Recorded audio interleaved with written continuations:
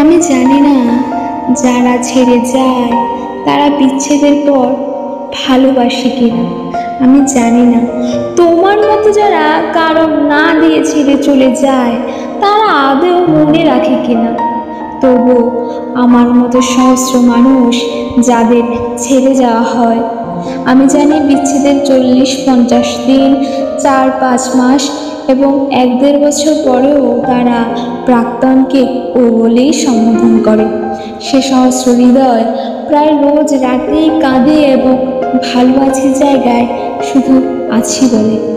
তাহলে আমার মধ্যে এমন কি ব্যতিক্রম আছে যে তাদের প্রেম না ফিরলেও তোমাকে ফিরতে হবে? তোমাকে ফিরতেই হবে, ফিরতে হবে, কারণ আমি তোমায় খুঁজছি। এটা জেনেও যে দেখা হলেই তুমি উল্টো পথে হাঁটা শুরু করবে। তবুও তোমাকেই খুঁজছি, তোমায় খুঁজছি সেই সব জায়গায় যেখানে তোমার আনাগোনা সম্ভব, এবং সেখানেও যেখানে খোঁজ তোমার কাছেই নেই। প্রত্যেকটি নতুন আলাপ হওয়া মানুষের মুখে আমি জোর করে তোমার আদর বসিয়ে দিই, তারপর কথা শুরু করি, যেন তোমার সাথে আমার নতুন করে পরিচয় হচ্ছে, যেন আবার অনেক কথা শুরু হবে, যেন আবার প্রেম হবে। আর এবারে আমি আর ভুল করব না, মানে আর তেমন কিছু করব না যা তোমার কাছে ভুল।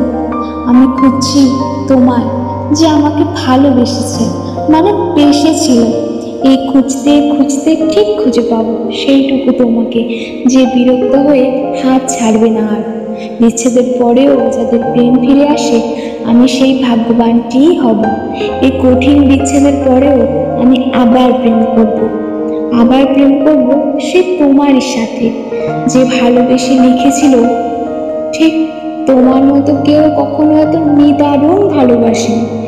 বিচ্ছেদটা তোমারই থাক, আমি চললাম প্রেম করতে।